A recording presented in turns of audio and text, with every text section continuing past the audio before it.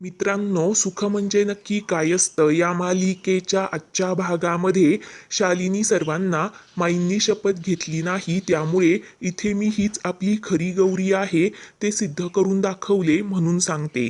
तेव्हा ते ऐकून सर्वांना मोठा धक्काच बसतो. तर देवकी माई डोक्यावर हात ठेवूच शकत नाही असं सर्वांना सांगते.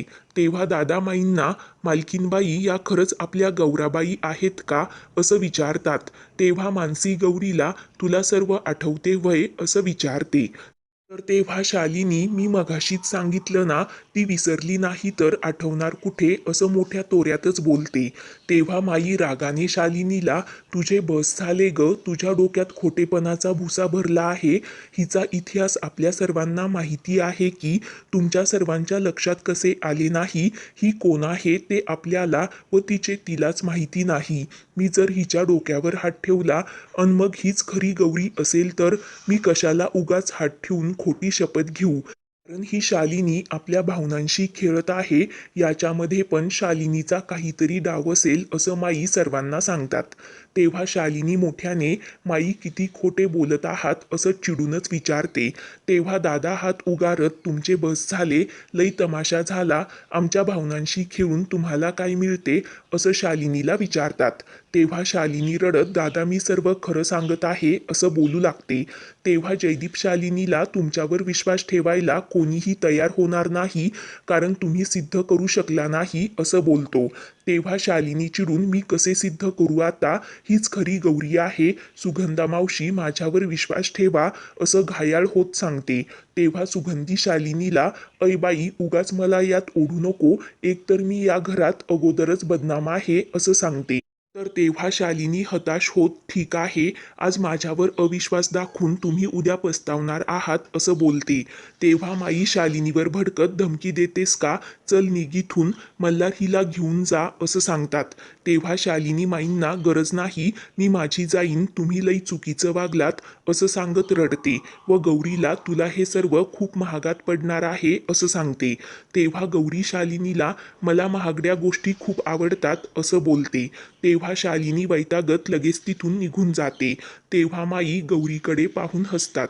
त्यानंतर शालिनी रूममध्ये येते व रागाच्या भरात आरसा फोडून टाकते. तेवढ्या देवकी पळत पळत येते व शालिनीला शांत व्हा जाऊबाई असं सांगते. तेव्हा शालिनी देवकीला त्यांनी माझा डाव खोटा ठरवला ग असं वैतागाने सांगते. तेव्हा देवकी तरी मी तुम्हाला मेरी भी चूप और तेरी भी चूप असं सांगत होते असं बोलते. तेव्हा मी हरले, आता तू पण बोल असं म्हणत शालिनी देवकीवर भडकते. ते पाहून देवकी खूपच घाबरते तर शालिनी वेड्यासारखे करू लागते. आपण दोघींनी बघितलं होतं ना असं शालिनी देवकीला विचारते. तेव्हा देवकी परंतु त्या मान्यच करत नाही, आता आपण काय करायचे असं शालिनीला समजावते. तेव्हा त्या असे खोटे कशा वागू शकतात, त्यांच्या चांगुलपणावर सत्यपणावर माझा विश्वास आहे म्हणून मी हे सर्व रचले, परंतु मला काय माहीत होतं ही खरी बाई आयत्या वेळेला खोटे बोलेल, म्हणून शालिनी मोठमोठ्याने रडू लागते. तेव्हा देवकी शालिनीला रडू नका जाऊबाई असं सांगते व स्वतः पण रडते. नेहमी तुम्ही त्या गौरीला झुकते माप का देतात, माई तुम्ही का खोटे बोललात असं म्हणत शालिनी अजूनच रडू लागते. तेवढ्यात मल्हार तिथे येतो व शालिनीला अहो शांत व्हा, झाला तेवढा तमाशा खूप झाला असं समजावतो. तेव्हा शालिनी मल्हारला ऐ पहिलवान तुझी माई एक नंबरची खोटी आहे असं चिडूनच सांगते. तेव्हा मल्हार रागाने शालिनीला मी माईंबद्दल असले काही एक ऐकून घेणार नाही असे बोलतो. तेव्हा तुझा पण माझ्यावर विश्वास नाही असं म्हणत शालिनी मल्हारची कॉलर पकडते व खूप मोठ्याने रडू लागते. तेव्हा देवकी मल्हारला तुम्ही काहीतरी करा, जाऊबाई खूप रागात आहे, त्यांना परत एडेपणाचे झटके यायचे असं सांगते. तेव्हा मल्हार यांना माईच शांत करतील, तुम्ही माईंना बोलावून आणा असं देवकीला सांगतो. तर देवकी होकार देत निघून जाते. तिकडे दादा माईंना एक गोष्ट खरी सांगताल का असं विचारतात. तेव्हा माई दादांना वैतागाने अजून काय सांगू असे बोलतात. तेव्हा दादा माईंना थोरल्या सुनबाईंच्या बोलण्यात काही तथ्य आहे का असा प्रश्न करतात. तेव्हा माई जर ती खरी गौरी असती तर मी तुमच्यापासून लपवले असते का असं विचारतात. तेव्हा दादा माईंना म्हणजे यात पण सुनबाईंचा काहीतरी डाव आहे वय असं विचारतात. तर माई आत्तापर्यंत तिने सरळ काही केले का असा प्रश्न करतात. तेवढ्यात देवकी तिथे येते व माईंना एकदा जाऊबाईंच्या खोलीत चला, त्या वेड्यावानी करत आहे. रागाच्या भरात त्यांनी आरसा फोडला, त्या जोरजोरात रडत आहे असं सांगते.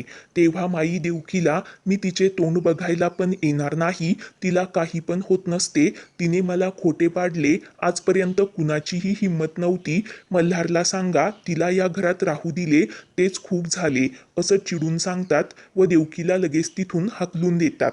तर तेव्हा दादा माईंना एकदा तरी शालिनीकडे जाऊन या असं बोलतात. तेव्हा माई दादांना तिने काय कांड केलंय ते तुम्हाला माहिती तरी आहे का, ते कळलं असतं तर तुम्ही असं बोलून जातात. तेव्हा दादा माईंना मालकीनबाई तुम्ही माझ्यापासून काहीतरी लपवत आहात असं ठामपणे विचारतात. तेव्हा माई खोटे खोटे चिडून वेळ मारून नेतात. आणि त्यानंतर रेणुका व शेखर शालिनीवर खूप चिडतात. तेव्हा शेखर जयदीपला, आज शालिनी वहिनी खरे बोलत होत्या असं मला का कुणास ठाऊक वाटत आहे असं बोलतो. तेव्हा जयदीप शेखरला शालिनी वहिनीला खरे बोलताना आपण कधीच बघितले नाही असं सांगतो. तेव्हा रेणुका दोघांना, या गौरीला शालिनी वहिनीनेच घरात आणले असेल, त्याचा काहीच नेम नाही म्हणून सांगते. परंतु जयदीप व शेखरला ते पटत नाही. तेव्हा शेखर रेणुकाला चिडवत CID वगैरे झालीस का असं विचारतो. तेव्हा जयदीप खूप मोठ्याने हसतो, तर रेणुका चिडून गौरीला बोलवण्यासाठी जाते. तेव्हा जयदीप शेखरला, मला ती आपली गौरी वाटत नाही, परंतु का कुणास ठाऊक मला काहीतरी चुकल्यासारखे वाटत आहे म्हणून सांगतो. तर दुसरीकडे गौरीला माई व शालिनीचे बोलणे डोळ्यासमोर येते. ती खूप दुःखी होते. तेवढ्यात अम्मा गौरीकडे येते व मी इथे बसू का असं विचारते. तेव्हा मला का विचारतेस, मी या घरची मालकीण आहे का असं म्हणत गौरी अम्मावर भडकते. तेव्हा अम्मा गौरीला, तू कोण आहे ते मला पण माहीत नाही, पण तू जर खरी गौरी असशील अन सांगत जर नसेल ना, तर बाकीच्यांचे सोड, परंतु मला तर सांगून सोड असं विचारते व या घरात तुझ्या 2 आया आहेत, मी व माई म्हणून सांगते. तेवढ्यात रेणुका तिथे येते व एवढे मोठे घर सोडून तू इथे काय करतेस असं विचारते. तेव्हा गौरी रेणुकाला, एवढा मोठा तमाशा झाला, आता या घरात राहायची पण माझी इच्छा नाही असं बोलते. तेव्हा रेणुका, तू खोटे बोलतेस का शालिनी, हे जोपर्यंत क्लिअर होत नाही तोपर्यंत तुला कोणी पण या घरातून जाऊ देणार नाही असं सांगते. तेव्हा गौरी भडकत, तुमच्या सगळ्यांचे खूप झाले, आता मी कुणाचेच ऐकणार नाही असं सांगते. तर दुसरीकडे दादा शालिनीला सावरत, एवढी मोठी गोष्ट मालकीनबाईंनी माझ्यापासून लपून ठेवली नसती म्हणून सांगतात. तेव्हा शालिनी व देवकी, त्या गौरीने तुमचा विश्वासघात केला म्हणून सांगतात. तेव्हा दादा शालिनीला, माझ्या गौराबाई असे कधीच करू शकत नाही असं ठामपणे बोलतात.